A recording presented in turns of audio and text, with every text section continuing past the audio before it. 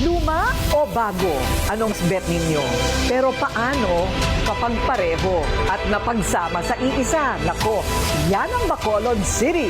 Enjoying both worlds po ngayon ang mga turista at mga kababayan nating Negrense dahil sa katatapos lang ng kanilang makulay at masayang Mascara Festival. Ini-reveal doon ang planong gawing super city ang probinsya. Mala Singapore daw ang magiging transformation sa City of Smiles. O di ba exciting? Tara na! Sadyain natin liparin ang Bacolod City mas pinabongga. Mascara, sinadya sa Bacolod. Mascara, masadya sa Bacolod. Mascara. Hindi ito Rio Festival sa Brazil. Dahil ang engrande at makulay na okasyong ito, pwedeng ma-experience dito lang sa Pilipinas. Ito ang makulay at masayang Mascara Festival sa Bacolod City. Welcome to Bacolod! Welcome to Bacolod! Tari na sa Mascara! Happy Mascara Festival! Month-long celebration ito ng mga kababayan nating Bacolod noon. Ang Mascara Festival ay galing sa salitang Ingles na mas, nang ibig sabihin ay marami. At Espanyol na salitang cara, na ang pakahulugan naman ay muka. Isa sa inaabangang atraksyon ng mga turista mapalokal man o banyaga ang street dancing competition. Tagisan nito ng sayaw ng bawat barangay, suot ang kanilang makukulay na costume at syempre, hindi mawawala ang sarili nilang bersyon ng mga maskara.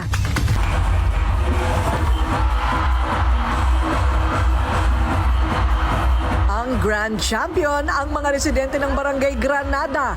Nauwi nila ang premyo na tumataginting na 1,000,000 piso.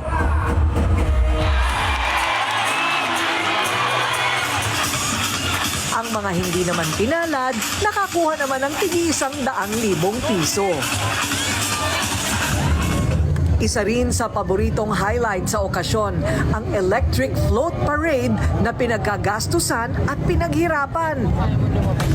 Ang mga turista hindi nagpatinag kahit pa umulan at nagsungit ang panahon.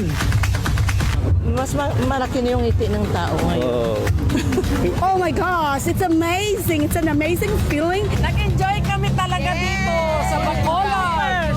At ito na nga ang nagbabagong mukha ng modernong Bacolod, ang kanilang bagong City Hall, mga bagong restaurant, bagong negosyo, pamumuhunan, mga bagong subdivision, at ito ang lugar kung saan ang mga dating taniman ng tubuhan napapalitan na ng ingay ng kalye at ng construction.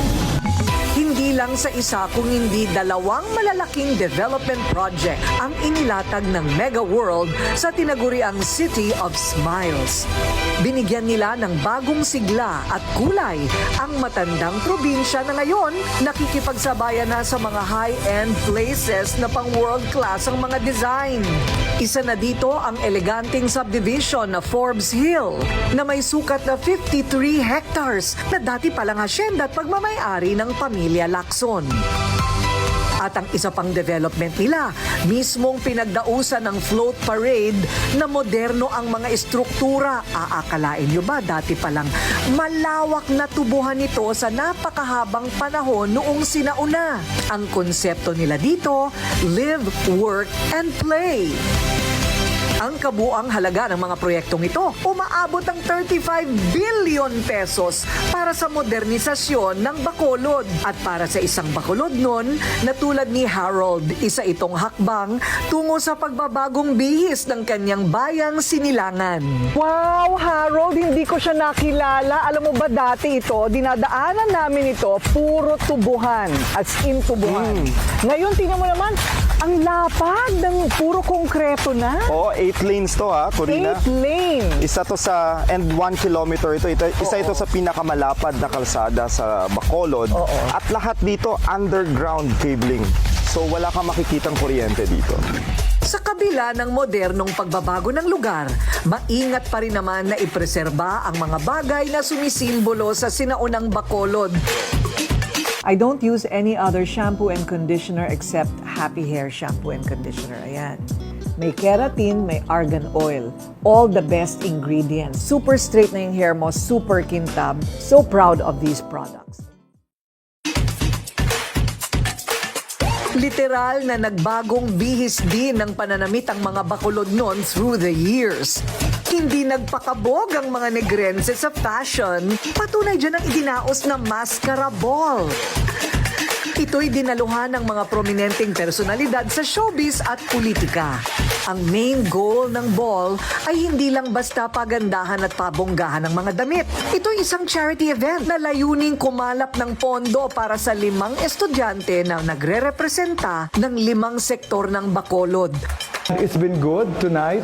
We will showcase the Negrense and Bacolodian culture, from songs to dance to storytelling to food, even to Bacolod fashion. And then we invite more Manila people because we should transcend that. We want to be national. So if you can notice, a lot of Manila socialites are here. Bukod sa Mascara Festival, kilala din ang Bacolod City sa kanilang napakasarap na pagkain. Kasing tamis ng ngiti ng mga Bacolod noon ang innovation and transformation ng kanilang mga sikat na pastry, panghimagas, tulad ng piyaya, Napoleones, paborito ni Pepe and Pilar yan, ang biskotso. Siyempre, hindi mawawala ang all-time favorite ng lahat, ang classic chicken inasal. Pero bukod sa nakasanayan at para iwas umay, may mga bagong putahing Bacolod noon na inihain at kanilang ibinida. Ang kansi, KBL o Kadyos Baboy at Langka. Meron ding iba't ibang bersyon ng sinigang na ang ginamit na pampaasim ay bunga ng batuan. Madalas po kami dito kasi isa po sa mga reasons is malapit po sa school ng mga anak ko. The food is very student budget friendly. Mostly, yung in-order ko po is chicken adobo kasi good talaga. And then, ang desserts like Napoleones. We entertain by serving food. You come to Bacolod, you come to Puan because we are a local brand.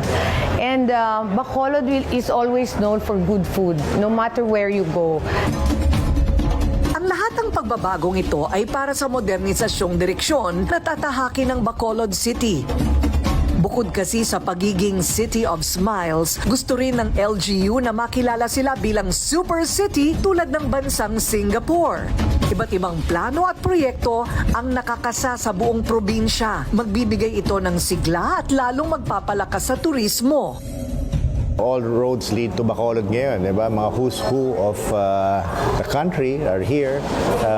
Mga leaders sa mga industries, no, are nagpunta dito to celebrate and at least parang may konting social event kami with the local leaders of Bacolod also. We're trying to attract and promote Bacolod to be a super city, but it's designed to be able to live, work, and play. So live comfortably, work passionately, and play happily. So yun yung mga components of what we're looking at for a super city.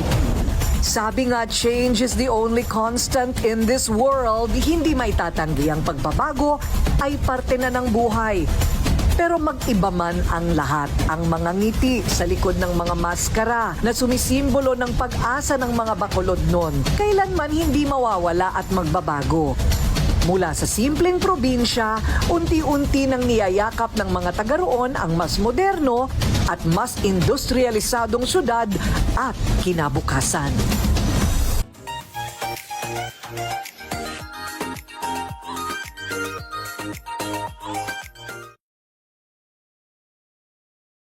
In my early journalism years until now that I'm a producer, a host, a businesswoman, a mom, and many other things, I have witnessed how other brands made the consumers believe something that is not achievable. Believe me, I tried it myself. I've seen disappointments, I've seen complaints, I've seen how so many of these false promises ruined people's lives. Skin Pro is different because it only uses honest formulations, real active ingredients, the right dosage, no more, no less. That's why we call this soap a soap with integrity. Honest results from kojic, papain, glutathione, and Himalayan pink salt, all in one beauty bar. Triple or even quadruple whitening and brightening, moisturizing, exfoliating, rejuvenating properties. Isn't it the perfect soap? Skin Pro is the real deal. It has everything significant and scientifically proven effective to address all of your skin concerns. I'm Corina Sanchez Rojas, and I chose this soap with integrity. Skin Pro.